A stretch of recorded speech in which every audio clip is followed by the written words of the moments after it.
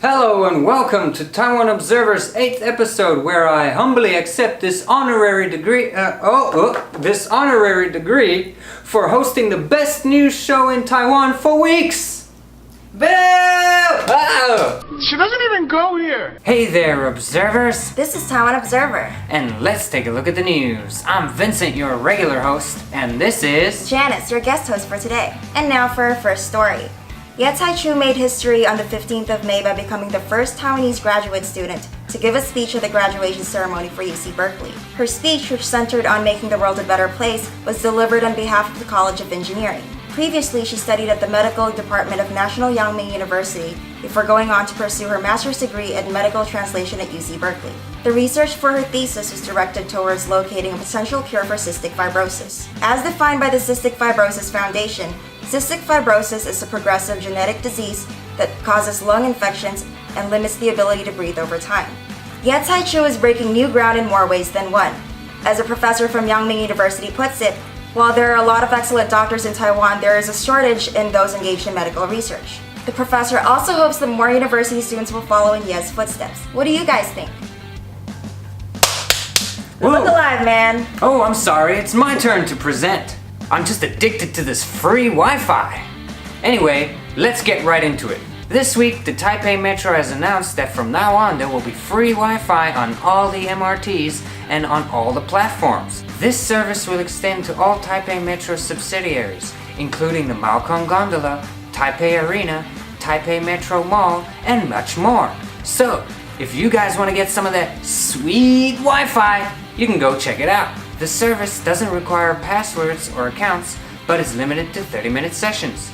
But you can have as many 30-minute sessions as you want every day. So, go ham! The Wi-Fi on the platforms will be called TPE Free Ad Wi-Fi, and the Wi-Fi on the trains will be called TPE Free Ad Wi-Fi Car, so that you know that you are in the subway car when you're using that Wi-Fi. I think this is great, especially for those who don't have an unlimited data plan. Do you smell that? Hey, did you cut the cheese?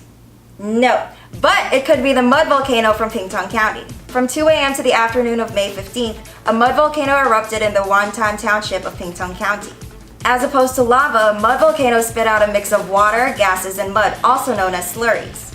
They are known to erupt 1 to 3 times annually around this time of the year. While experts say that the mud volcano has only coughed up about half the usual amount of mud, over 1 hectare of farmland is now submerged in mud. Fortunately, no one was hurt, but farmers lost a lot of their crops. Pingtung County officials have also announced that the harvest for the following 2 years will also be impacted. Those who have lost their crops in the disaster are now eligible for disaster aid and compensation. So, have you guys ever seen a mud volcano? I personally haven't, but then again, I don't really go out much. Taiwan Observer Bot is back, this time with new autonomous features. I will rule your roads. Blue blah bleep, blue blah blah bleep. Alright, that's enough out of you. Oh my god, babe, are you okay? That damn bot just won't leave us alone. But anyway, let's talk about driverless vehicles in Taiwan. The Executive Yuan has passed a draft bill to allow testing of unmanned vehicles of all types, aerial, underwater, and ground vehicles. The new law will be the first of its kind in the world, and is part of a new regulatory sandbox framework to test new technologies. So what this means is that Taiwan will allow unmanned vehicles to be tested on its roads for at least 1 year, with the option to extend to 2 or even 4 if conditions call for it. The draft is to be reviewed in the next legislative session and will be made a priority bill. So by the looks of things, we're going to see a lot more unmanned vehicles on the roads a lot sooner than you think. Keep an eye out and let us know if you see any. Now on a more serious note, let's talk about caregivers and their situation in Taiwan. On Sunday, the admin for a Facebook group, Ken's Talking, uploaded screenshots from a line thread where women were shamelessly going on about the abuse that they inflicted or are regularly inflicting on their foreign domestic caregivers, specifically the number of vacation days they were allowed. So the thread started out with a woman looking for a caregiver for her child. She asks the other women in the thread about how many days off they were allowing their employees. She also mentions that her father-in-law has advised her not to allow her employee any days off at all. So the first woman said that she typically allows her caregiver about 1 day off a month. Another woman chimed in and said that while she does not regularly allow her workers days off, they can request leave from her if they need to. The most concerning response comes from a woman who says that she has only allowed her worker 1 day off in the last 10 months. Another woman joins in and says that her worker, who has been working for her for the last 6 months, has yet to receive a day off. The final response comes from a woman who glosses over all this talk and simply asks where she can apply for one herself. If you feel like you are being mistreated in any way, please contact the 1955 Counseling and Protection Hotline. It is available 24 hours and has multilingual services in Chinese, English, Vietnamese, Thai, and Indonesian. All calls are toll-free. You can reach them by cell phone, landline, or payphone. We will include a link in the description below.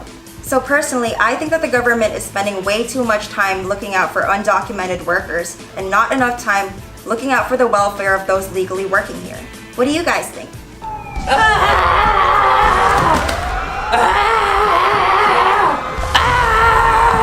Whoa, what's going on here? It's the 499 chaos! Don't worry, it's over now. Wow, and you call me the drama queen. Let's talk about this 499 chaos. Last week saw a rush like no other to get this 499 NT monthly contract from Chunghwa Telecom. The rush continued this week as the deal only ended on May 15th. One employee at a Chunghwa store in Fengliao Township in Pingtung County pushed himself to the edge, eventually collapsing from exhaustion. Taipei City and other cities have fined Chunghwa Communications for their overtime violations, with some employees having to work from 11 a.m. to 6 a.m. the next day. Taipei City and other municipalities have fined Chunghwa, bringing the total to about 7 million. But there are still many investigations to be concluded, and this number could end up much higher. Also, the National Communication Commission is looking to fine Chunghwa and other companies for their role in the 499 chaos. The current investigation will focus on bad business practices, bad service, and infringement of user rights. Were you guys caught up in this 499 chaos? Did you manage to get a good deal, or was it just a bad time? Let us know in the comments. You've got to ask yourself one question. Do I feel lucky? Well, do you, punk? Because if you are, the jackpot for Taiwan's Grand Lottery has skyrocketed to an eye-watering 550 million NT, or 3.3 billion Djiboutian francs. If the pattern continues, a lucky winner might just make the biggest payout yet. The biggest payout thus far has been awarded to an unidentified winner in early June of 2009, who bagged an insane 937 million NT, or close to 5.6 billion Djiboutian francs. So, go out there and get those tickets because you might just be the next Djiboutian billionaire. 사랑하는 온나라 인민들과 영영한 인민군 장병들, 동포 형제 여러분, 오늘 우리 모두는 근면하고 보람찬 노동으로 성실한 땀과 노력으로 지나간 한 해 자신들이 이루어놓은 자랑스러운 일들을 커다란 기쁨과 자부심 속에 감회 깊이 추억하며 새로운 희망과 기대를 안고 새해 2018년을 맞이합니다.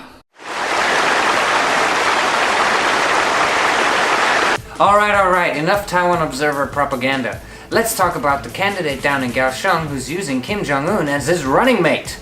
Mr. Chen, a candidate for Kaohsiung City Council, has put up billboards of him standing next to Kim Jong Un. This may seem nuts, but he had a good reason according to his team.